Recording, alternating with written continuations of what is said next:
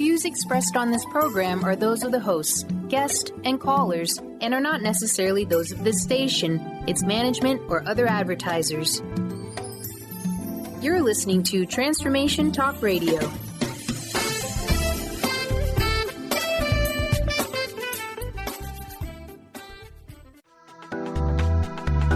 This show's audio was via a Skype call.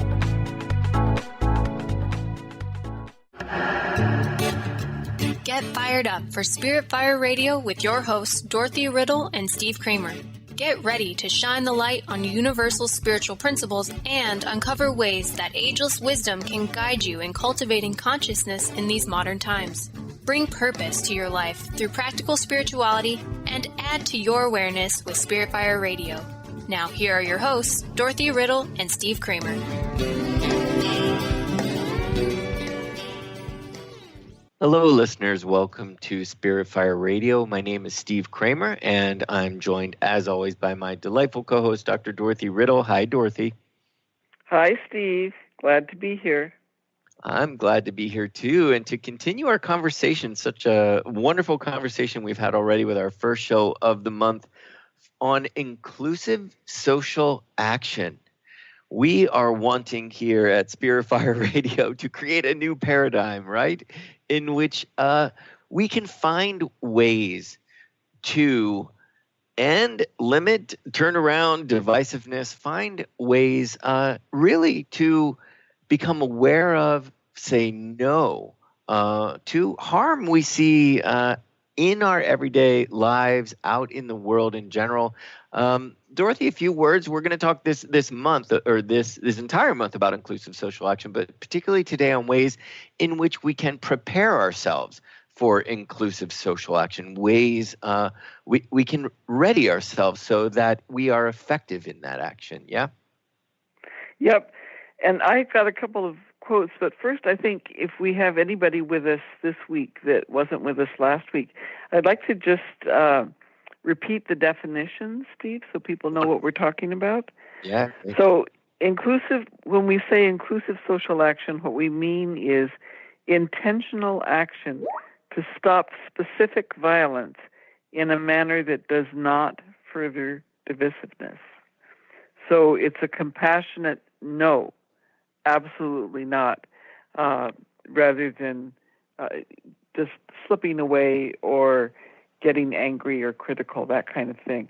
So, or being indifferent, right? Or doing nothing, right? Exactly. Yeah. So here's a couple of quotes for us to think about this week. The first is from Eli Wiesel. We must always take sides. Neutrality helps the oppressor, never the victim. Silence encourages the tormentor, never the tormented. The opposite of love is not hate, it's indifference. And so that gets to what you were just talking about, Steve, in terms of the kind of apathy that we want to avoid. And then from Dr. Martin Luther King Jr., he writes, in the end, we will remember not the words of our enemies, but the silence of our friends. So the not being willing to speak up. And then a third one, we talked last week about this term, evil. Apathy and evil, the two work hand in hand. They are the same, really. Evil wills it. Apathy allows it. Evil hates the innocent and the defenseless most of all. Apathy doesn't care as long as it's not personally inconvenienced. Yeah, that's a big part of it, not personally inconvenienced. And we mentioned that quite a bit last week of this triumph of evil really happens when we do nothing. So I find that apathy, that is a word that came to the forefront in my mind quite a bit of our discussion last week. And it seems like a really a good word to go into a little bit in this discussion, because we see the harm and really, evil sounds like such a strong word, but it is the case that we see so much of it in the world today because we're exposed to it. We're connected to the world in ways we never have been before, certainly with communications being what technology being what it is today, and to just be watching it. Even I find you can there can be a harmful act happening right in front of you, and it's as if you're watching it on the TV, that you will just walk by it and do nothing. So I was thinking of apathy and looked up the definition. I wanted a very clear definition of it, and it said in the dictionary, a lack of interest, enthusiasm, or concern. And then there was a quote: an apathetic individual has an absence of interest or interest in or concern about emotional, spiritual, philosophical, or physical life in the world. Wow, sad, right? And what's interesting to me is that apathy can be the result of a kind of laziness, just not bothering. But it can also be the result of overstimulation, right? You just get completely overburdened. And that, I think, is, on the one hand, we have the lazy lack of interest, but we have also all of this social media, all of this 24-hour news cycle just bombarding us, as well as the caffeine you mentioned last week, Steve, to where we just shut down, right? Yeah. And I think violence in movies and video games is such a big deal. Our brains have become programmed, to process horror and violent acts as just happenstance, as getting us a point, or even, getting us a like on social media, which is where we, remember that instance of 3 youths attacking another one and putting it on Facebook Live as a way to get likes or to for people to respond. And when you see that, you realize, wow, there's really a problem here. And that comes back to, as you said last week, we're going to always circle around to our moral compass. What is our value system? Because really, it's necessary for that to be. I remember watching that video of these 3 teens really torturing this young who was a handicapped boy, and on screen, and one person even primping their hair, like seeing themselves in their own screen and realizing that, I'm not going to look good for my viewers while they're torturing someone. And you think, where is your heart? Where is your presence? Are you even human? And you realize that it is apathy in that it is not concern for another human being. It is not even acknowledging that another human being really is in front of you and has feelings and is experiencing this harm. So indeed, apathy and the result of media and social media and technology. Yeah, we it's like you've got to check in before and really realize what's going on in the world before we can really act, and having our value system intact is so important.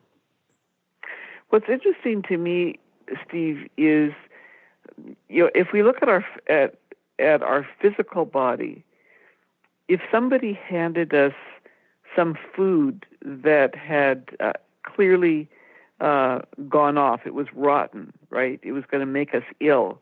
Or if they handed us something that had poison in it, or something that we knew was physically bad for us, we wouldn't eat it, would we? We'd say no. But when it comes to things that we watch or things that we read, in other words, what we put into our mind, we don't exercise that same discrimination. Yeah. And I know I have some acquaintances that will laugh at me because I won't watch certain movies because there's violence in it. And there's no redemption attached to that, right? And I won't read books that have gratuitous violence in it. I'll read, like a murder mystery or something where there is an ethical dilemma that's being addressed, something like that is stimulating for me, that helps me think through some ethical issues for myself. Or I have other things that I read just for relaxation and pleasure. But I've become over the years careful about choosing what it is that I allow myself to ingest visually and mentally, because it affects us. Yeah, I love that. That's the way poison affects Exactly. us. Like moldy food or rotten food is going to turn your stomach. And you think about it, these films will often turn us. It's crazy. I have, Dorothy, in just this last year, 3 shows, which I just won't name, but 3 major shows that have won Emmys that are, that studios have invested so much money in. I had to stop watching them because they were so dark and so naked. I even wrote a letter to Hulu. I even wrote a letter to one network just saying, they asked me why I stopped my subscription, and I just said, this show was so dark and depressing that it was over the top, like it was affecting my life. And why would I want to subject myself to that? I appreciate the production, the quality, the stars, the acting, but why that subject matter? Why so dark? Is it necessary? And it appeals, as you said, in some ways we've become addicted to that adrenaline. We've become addicted to what it does to us, even without realizing that it is harmful, that it is harming us.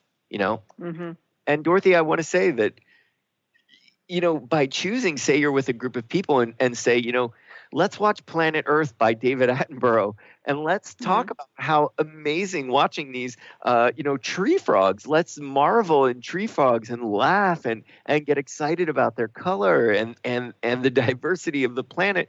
Is that not, in a way, inclusive social action on some level? Yes. Indeed, to say, and that's what it's bringing light to ways in which others may not realize that harm is happening, either to themselves or others. You mentioned last week really saying no in an incident of domestic violence, which is quite clear. But I think there's also ways that we are harming one another or harming ourselves, and we don't realize it. And, in a way, we've almost let our value system slip a little bit. We're not honoring ourselves. We're not honoring another. And our both internal value system, our value system in realizing that if I am off, if I am, not clear and productive and happy and joyful, I'm putting that out into the world. I would like to be a part of a system and of a greater group that has got positivity and not so much darkness. So making choices that, is part of that as well for ourselves. Well, it brings us back to that first principle that that we've talked about of interconnectivity, that recognizing that we are all energetically connected. So what I do, how I feel, the energy that I put out does affect the rest of the world, just as the energy that others put out will affect me. And I have to find ways, if we're talking about preparing ourselves, one of the pieces is how do we shield ourselves from the negative energy so that we preserve our ability to act in a compassionate way. Yes. Well, Dorothy, listen, let's go to a break, actually, because we have filled this entire segment. We're going to go to a break, and we'll be right back after these messages.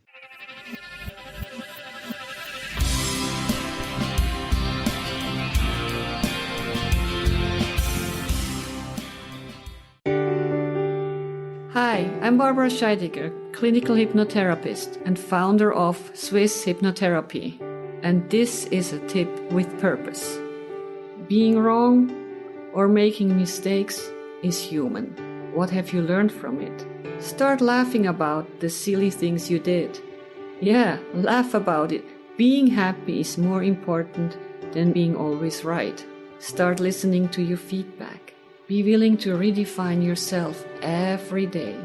Communication with yourself and others who already are successful in their lives. Stay balanced. And when you fall off the wagon, don't dwell on it. Just hop back on. Forgive yourself.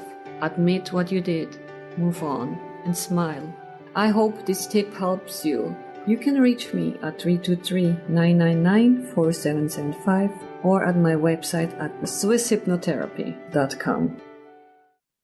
Please join us for a transformational conference with 5 of the leading pioneers in the fields of science and spirituality, all in one place. Join best-selling authors and teachers Greg Braden, Dr. Bruce Lipton, Lynn McTaggart, Dr. Joe Dispenza, and Lee Carroll in both individual workshops as well as a weekend of keynote presentations and panel discussions. At this extraordinary event, you'll get to experience some of the brightest leaders of our world today, empowering you with groundbreaking new information, deep wisdom, and practical tools to transform your life.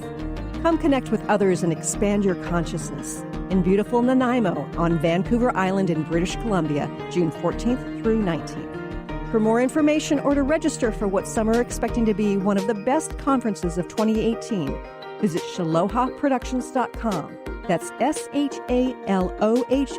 Productions.com. Or visit the individual speakers' websites. Conscious Confidence Radio, a timeless wisdom with Sarah Main. Tune in each month on Transformation Talk Radio and join Sarah on an adventurous journey to the deeper level of meaning to move beyond today's world of constant change, confusion, and uncertainty beyond the shadow of fear. This hit show explores key concepts such as confidence, values, and attitude in a dynamic way. To learn more about Sarah and her work, visit sarahmain.com.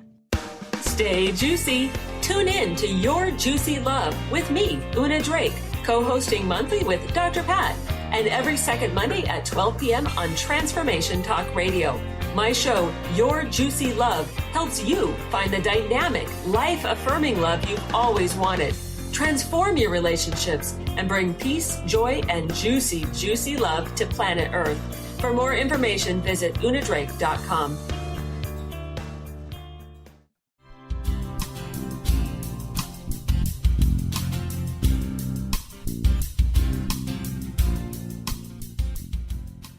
Welcome back to Spirit Fire Radio. We are going to continue our discussion on preparing ourselves for inclusive social action. And Dorothy, one word that you have mentioned quite a bit in our time together here on Spirit Fire Radio is moral compass, values, dignity. This many words you've mentioned that all circle around to this concept. I wonder just if you could say a few words about that, like about dignity itself, because I find that that's really important to have dignity, to recognize where there is indignity happening, as a way to realize when social action is necessary, and for ourselves to be prepared. We've got to have a sense of dignity, correct? Mm-hmm. Yes, and I'd like to anchor this part of our discussion in the Universal Declaration of Human Rights, because that contains a declaration of shared values, or the aspirational shared values, I should probably say, and that is that everyone has inherent dignity and is entitled to universal respect and equality in terms of rights. And so when we talk about dignity, we're talking about valuing and honoring and respecting somebody else, whether we agree with them or not. It's not about agreement. It's about recognizing them as a unique soul, as a unique human being with their own purpose here. And as long as they're not intentionally being harmful to others, that they are making the best choices that they know to make in their life as they move along, and valuing them and honoring them.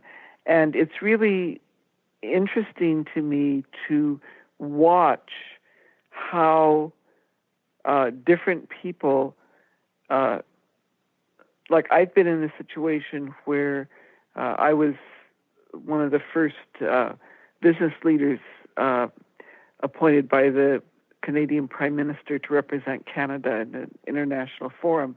And in that context, I got, a lot of deference. I got to watch the way deference plays out.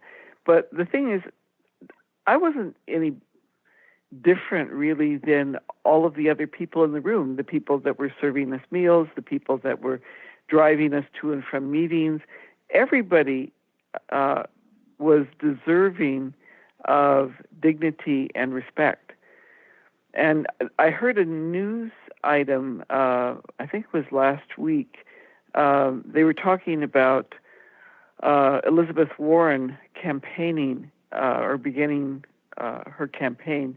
and how when she would approach a venue, and it was a venue where there was an overflow crowd, she would first stop and talk with the people who had not been able to get in, and say that she was sorry that they couldn't. She'd give a little short talk, take selfies with people, whatever it was, but recognize them, accord them respect before then going on into the people who had the, quote, status to be in the inside room. I thought that was really interesting and revealing. Oh, that's a really good example, because what came out of that, I enjoyed every one of your words, was, this idea of valuing another human being. And she was valuing everybody. You value everybody and what the part they play in this expression that is humanity. And that's such a great example to sort of honor these people and show them that they are a value before you go in. And that's dignified, to feel that you have acted in a dignified manner, which is a part of inclusive social action. It's when an action is undignified, when it is reactive, or we're, as we've talked about, fighting fire with fire or evil with evil, that is when it becomes undignified. You're not honoring the other human being, even though you see that they have perhaps done wrong in the process. That honoring them, you can still say, no, this is wrong. This has got to stop. I see the evil intent behind your actions, and it will stop here.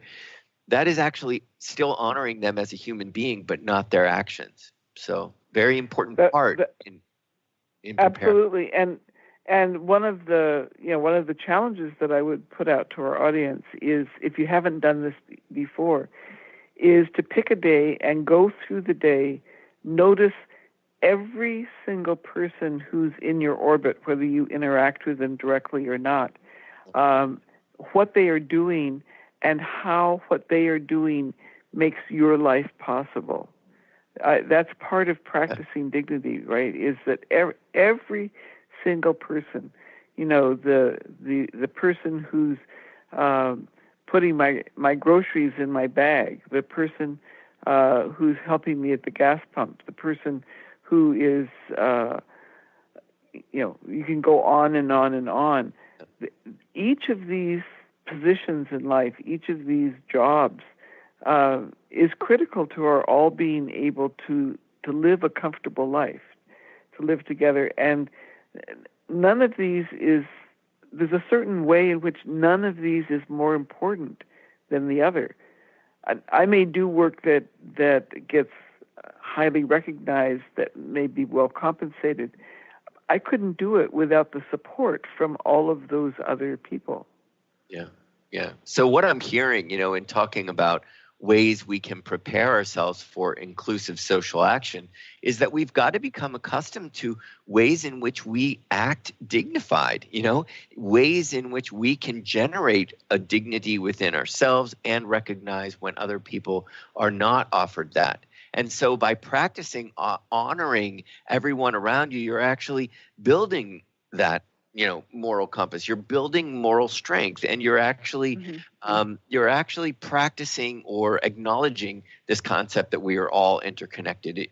You're making it a part of your everyday life, and in doing so, I believe you're then preparing yourself for these instances of rising to an occasion where you would like to act in a way that is dignified, that honors everybody. So it's like practicing it, in a way.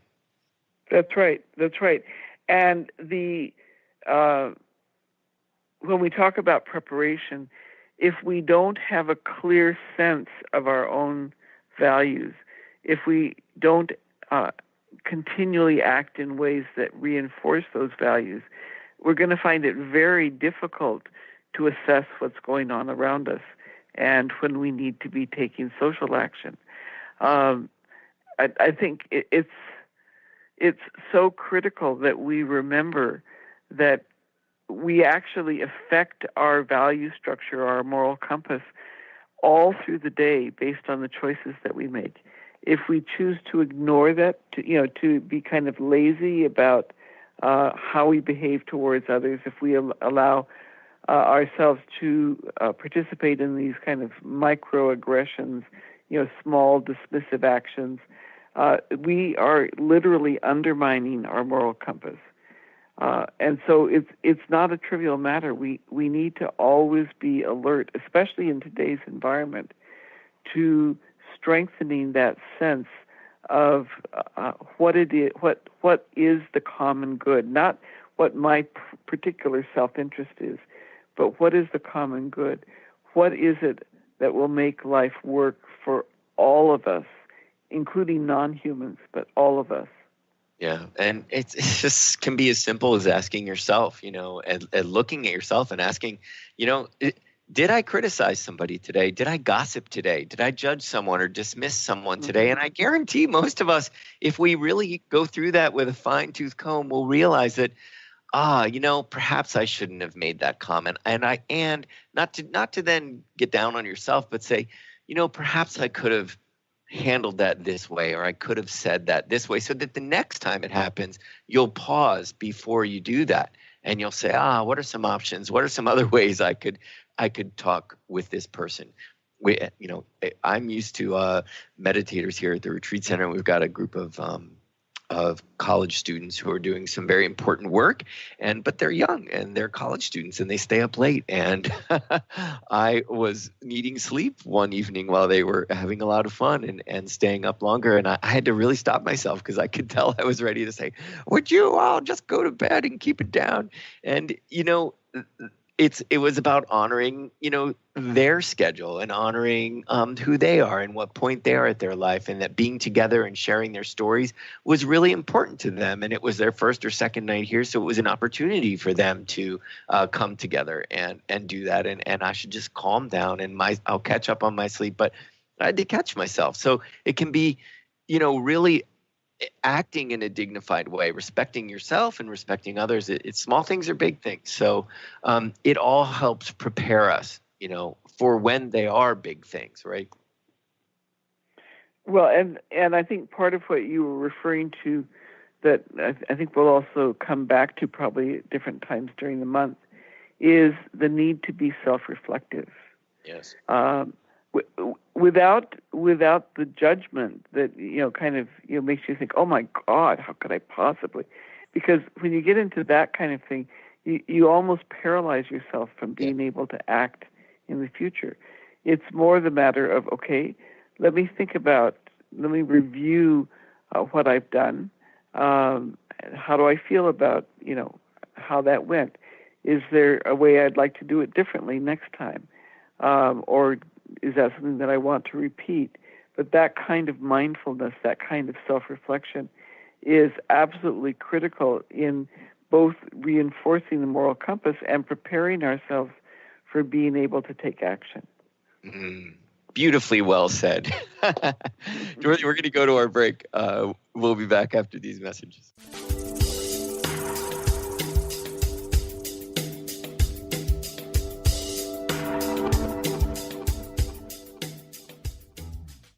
Hi, I'm Barbara Scheidegger, clinical hypnotherapist and founder of Swiss Hypnotherapy. My goal is to help you to reach your goal, and this is a tip with purpose. Everybody wants it, and nobody has enough of it. But it comes to a point that you have to tell yourself, I can get more. I want more. I deserve more. I'm talking about money. More money, more money, more money. That's what people want. But what has to be done? Your thoughts have to change. That you can allow yourself to tell yourself, I have money and I want more money. How much money? What is it? Put it out there. Write it down. What would you do with more money? How would you feel to have more money? I hope this tip helps you going through the day today. You can reach me at 323-999-4775 or at my website at swisshypnotherapy.com. Are you your story? Or can you change your story? Can you change what you believe to be true about yourself and your circumstances as part of your healing journey? What if you were to change your expectations? What if you were to invite ease and cooperation into every day and then step back and see what happens? It might just be easier. I'm Megan Edge, and I hope that you'll join me on my new radio show, Playing on the Edge, Radical Change with Ease, with my co-host Dr. Pat on Transformation Talk Radio. I look forward to seeing you there. Want to find out more about Megan Edge? Visit her website at meganedge.ca.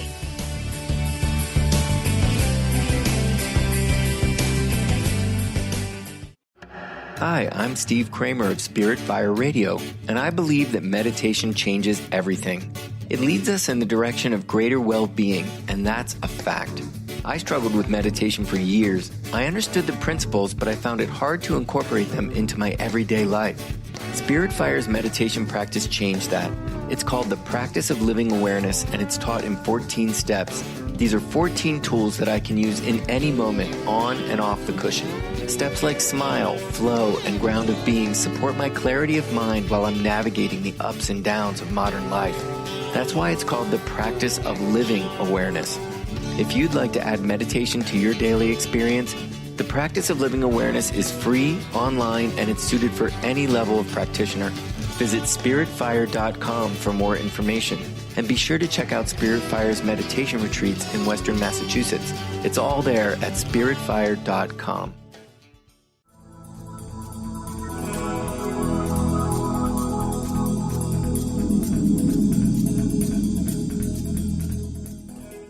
Hello, listeners. Dorothy and I always like to take a moment to talk about our organizations. Spirit Fire Radio is a collaboration between two organizations, the School for Esoteric Studies and Spirit Fire. And I know both Dorothy and I are so pleased with all that we have created and are very thankful for our organizations in being there to support this project as well. So, Dorothy, a bit about the School for Esoteric Studies? Thanks, Steve. Yes, the School for Esoteric Studies is an educational nonprofit that provides training for people with a spiritual practice that would like to deepen that practice. You can find out more about the training that we offer at esotericstudies.net. And in addition to that, we also have group initiatives. Our intentional collaboration with other like-minded organizations is an important part of that. And Spirit Fire Radio is one of the collaborations that we are particularly thankful for. We have another initiative ongoing right now, which is a series of papers on the topic of this month, which is inclusive social action.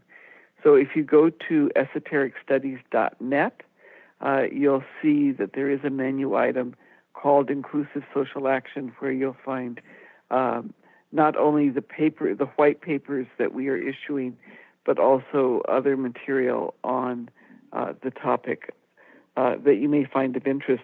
We have already circulated the first paper on inclusive social action, and we've gotten responses from organizations in a number of countries, which is very exciting, wanting to work together on further developing this particular way of being in the world. So we would look forward to hearing from you as well. Again, esotericstudies.net. Dorothy, I appreciate the way that it is a way of being in the world. I'm going to write that down.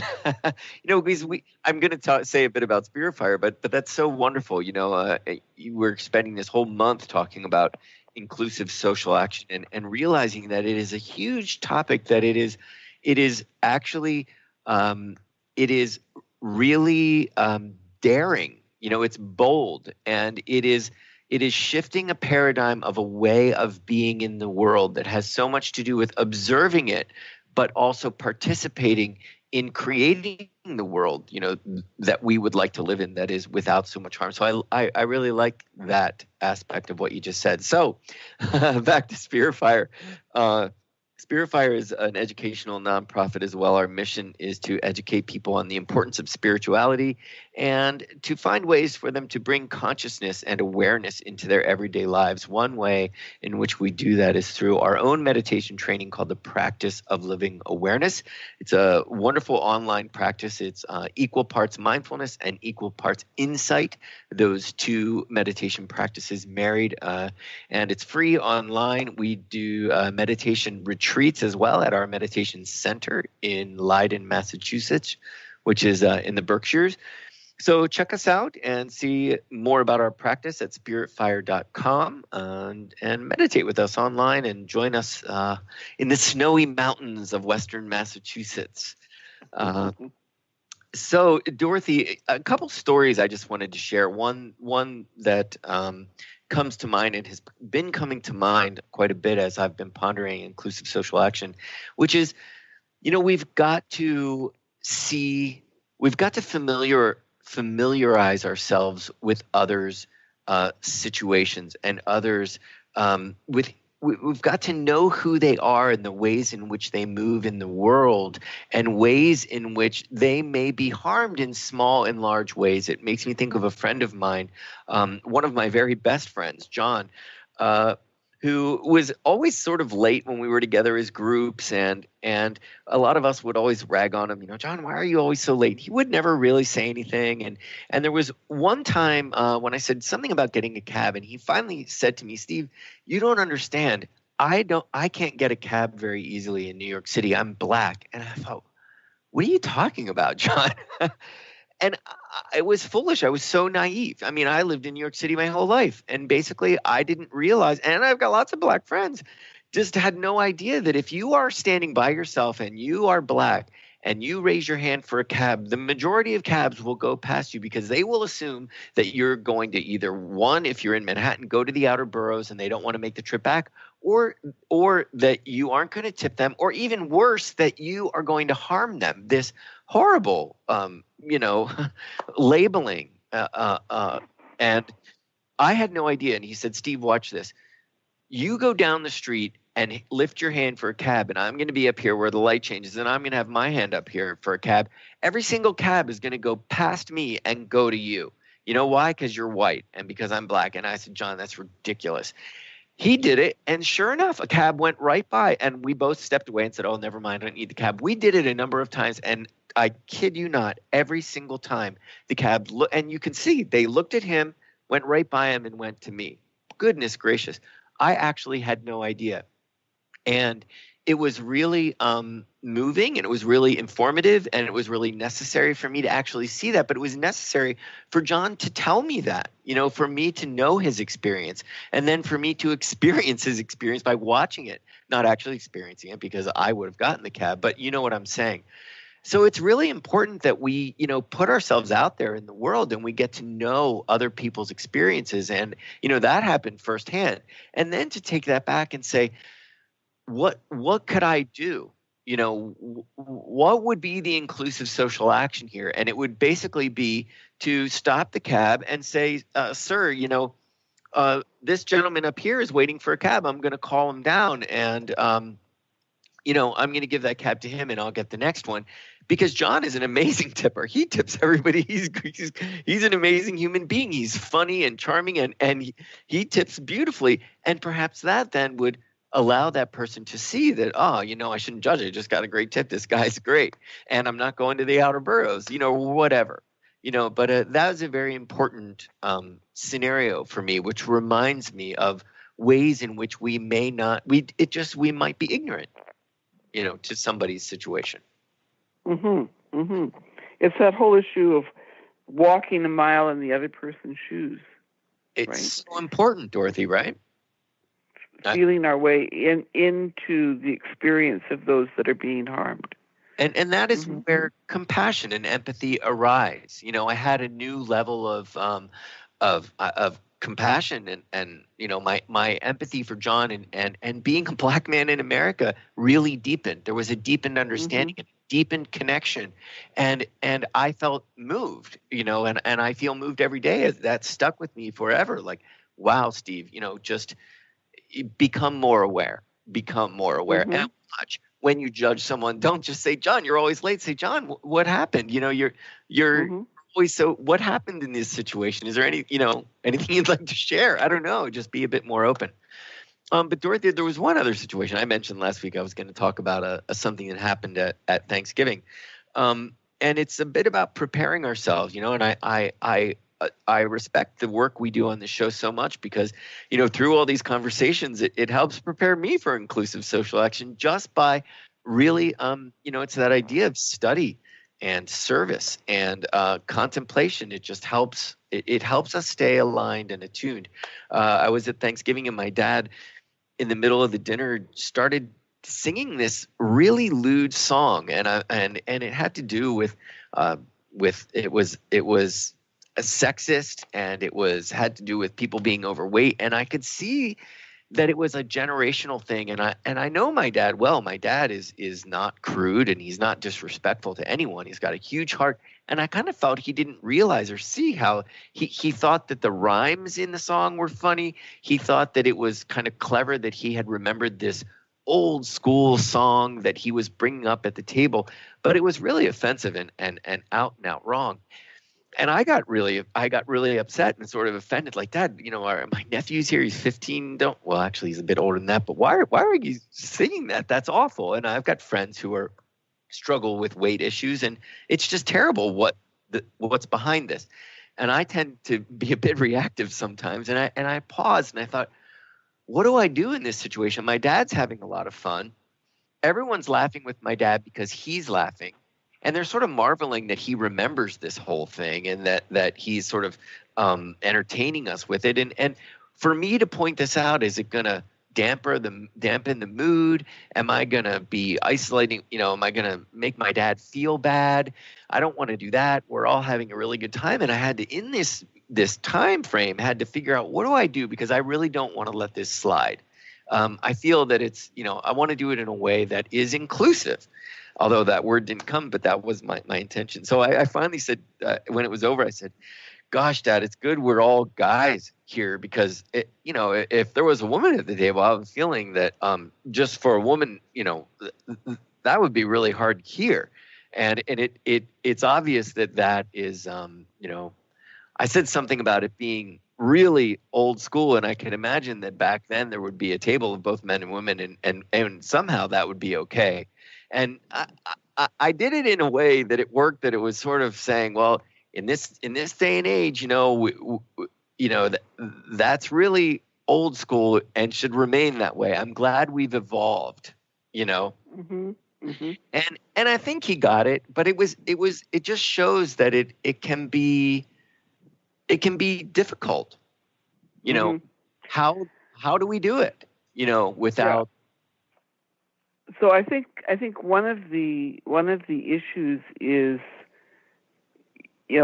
what is your intention as you act? Yeah. And one of the challenging things, I think, in this particular arena, when we're talking about saying, no, this is not okay, because there's other kinds of actions that people take, but we're talking about this. In my experience, the goal of changing the mind of the person whose behavior you're saying no to, you can't necessarily expect that to happen. Exactly. We don't control how somebody else behaves. All we can say is, this doesn't work for me. This is not acceptable as far as I'm concerned. So it's interesting to me the way you were describing that, because you were saying you didn't want your dad to feel uncomfortable. A question I would have in my mind is, was there anybody else around the table in addition to you that might have been feeling a bit uncomfortable by what was being sung? But I think it's a matter of being willing to say in some way, this doesn't work for me. Yeah, I don't love that song. This is not okay. I'm sorry? Yeah, I don't love that song. Yeah. Or, I'm puzzled why this would be a funny song. And make it a discussion about it. Yeah, exactly. So you're not, and I think this gets back to a point that we've talked about before in this show, is it's about the behavior. It's not about the person. Yeah, for sure. Right? So it's not that there's something wrong with your dad because he's singing the song. It's that the lyrics of the song are really harmful. Yeah. You know, they're not funny. And other people might not know how to say that, which may be part of why they're laughing. I mean, you don't know. I mean, maybe they do find it funny. But being able to voice that position, that actually I don't find this funny. And that maybe I'm out of fashion. I mean, you can say there are ways of saying it like that, but being willing to not just go along. And I think it's an excellent example. Well, yeah, and in one day and age, perhaps not only would this have been acceptable, but no one would have said anything. But in today's, world, we've come to realize that it's quite harmful. And yeah. But it's a realization. It was never acceptable. Yeah, is what I would say. Yeah, it was always harmful to people. Tolerated. It's just that it was tolerated before. Yeah, and we're trying to change that. Yes. That it's not tolerated anymore. Wise words. I appreciate the wisdom. So, Dorothy, we're at another break. Believe it or not. Okay. All right, we'll be right back, listeners.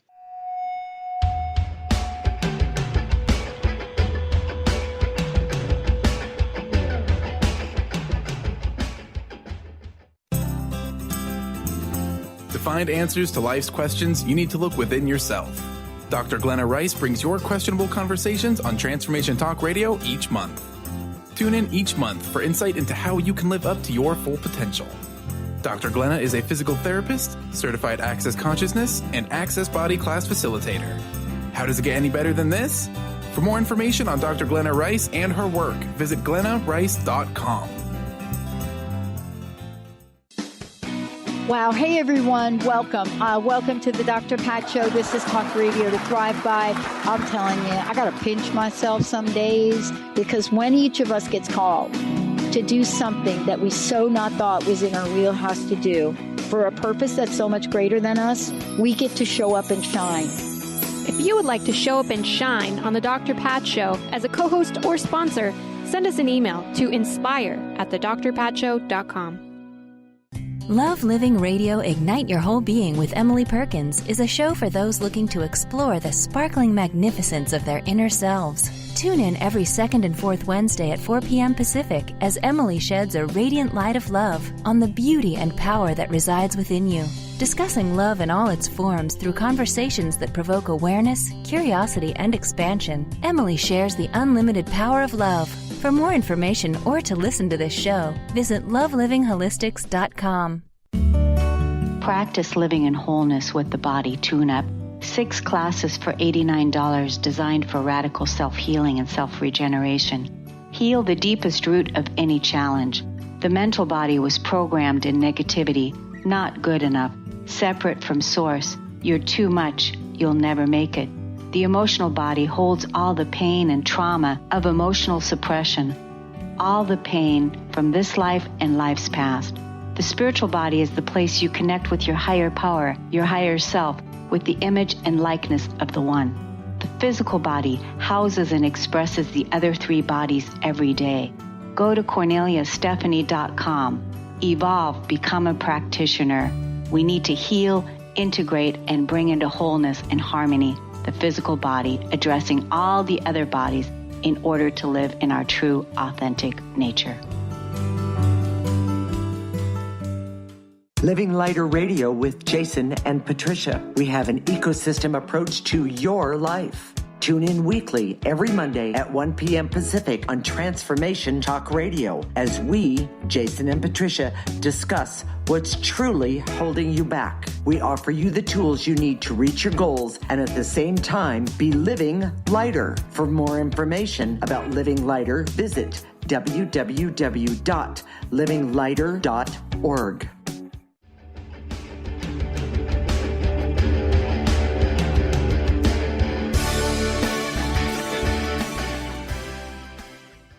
Welcome back, listeners, to Spirit Fire Radio. We are continuing our discussion today and all month on inclusive social action. And today's show talking about preparing ourselves for inclusive social action. Dorothy, I really appreciated the last segment and just talking about needing to really expand our dialogue, but also expand, you've mentioned in the past, expanding our circle of care.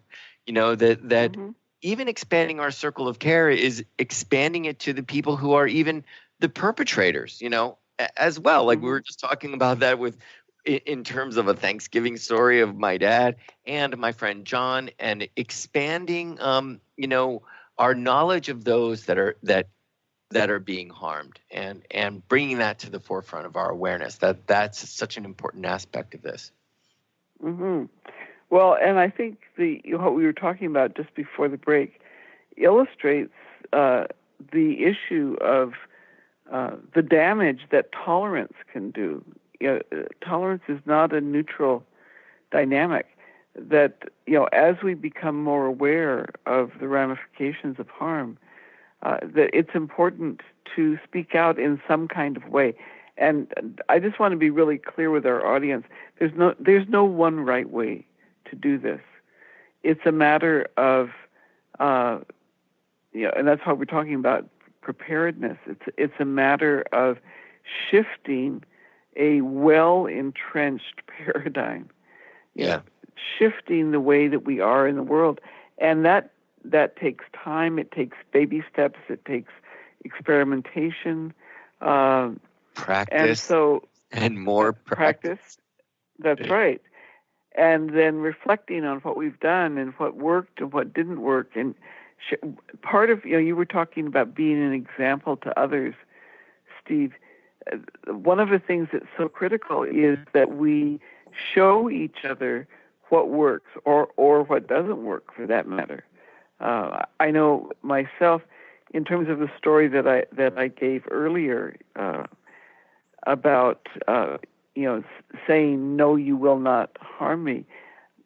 I did that because I had had the opportunity to meet and listen to Peace Pilgrim, who, you know, was absolutely committed to nonviolence, and, you know, and literally walked across the United States for peace. And she gave examples from her own life. She said she had 3 trials where people were wanting to harm her. And the challenge for her was, would she respond in a violent way, or would she respond in a compassionate way? And, you know, listening to those stories, watching other people that are able to do this, that's how we learn a new way of being in the world.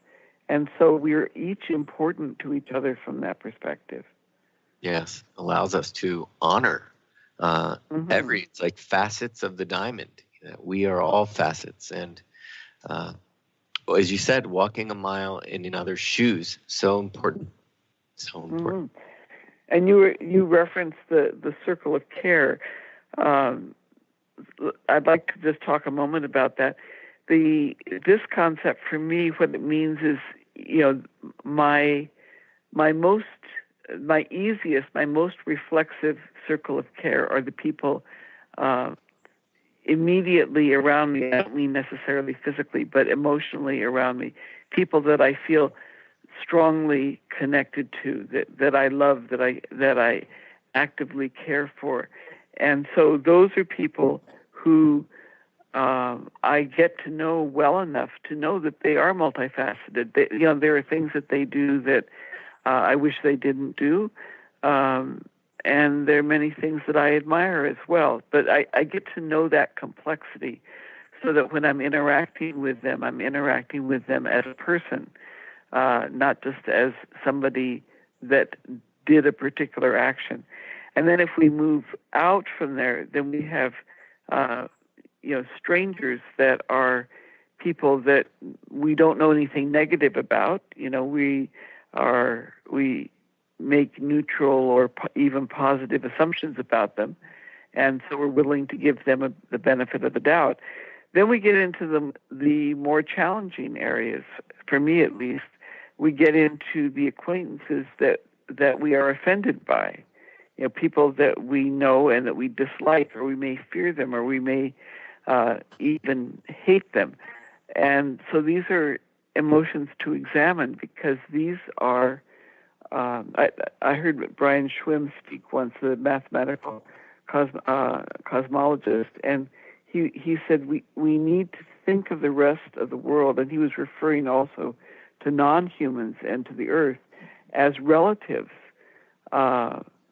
And so if I think of these people as cousins that I may not know very well, but I need to look out for, I need to get to know, or even as family members, then I start to have a different attitude towards them. I start to see them again as a multifaceted rather than a single-faceted person. And so then we go to the strangers, who we dislike without even knowing why, usually because of prejudice. And we have an opportunity then to examine that. Then we get to non-human persons, which we've talked about a bit on this show. So giving ourselves the chance to stretch that muscle of who we include in the people that we care about, the people that we will see as multifaceted, who we will want to understand why they're doing something rather than just judging them. Like you gave the example of John. So why was he late? Instead of, oh, you're just late. Yeah. Well, and I appreciate that it's a circle of care. So it's not only getting to know the complexity of someone, but actually caring for them. And we've mentioned this idea of tough love. And that's where this whole conversation for me about inclusive social action becomes so intricate and complex, is that we are also including those that we are standing up, against, so to speak. That one could see it as caring in a way to stop the harm that they are doing, because they are an individual who has gone wrong, and we need to stop that. So it's that even when you mention offending people we fear, we dislike, or people who do wrong or have done wrong, that it's actually expanding that circle of care. And care doesn't mean support, can mean stopping the harm that they're doing, because that is creating basically a horrible life for other people, but creating a horrible life or stems from a horrible life of their own. And so that circle care is an important word, and that we're all included in this. That term inclusivity is so important. Yeah. Dorothy, we're of the show. Just a wrap up quick. Yes, and that is remembering that when we say no, we are actually helping the other party, because they're not doing themselves any good when they are harming others. Yeah. Wonderful conversation, Dorothy. So, listeners, we're going to continue this conversation for the second half of the month of January. We're so pleased you're with us. And Dorothy, thank you as always. And listeners, thank you. We'll see you next week. Thank you for listening to Spirit Fire Radio. Tune in each Wednesday at 9 a.m. Pacific, 12 noon Eastern for your weekly guide to purposeful living and practical spirituality. Join hosts Steve Kramer and Dorothy Riddle as they shine the light on universal spiritual principles and uncover ways that ageless wisdom can guide you in cultivating consciousness in your everyday life. Add to your awareness with Spirit Fire Radio. To learn more, visit spiritfireradio.com.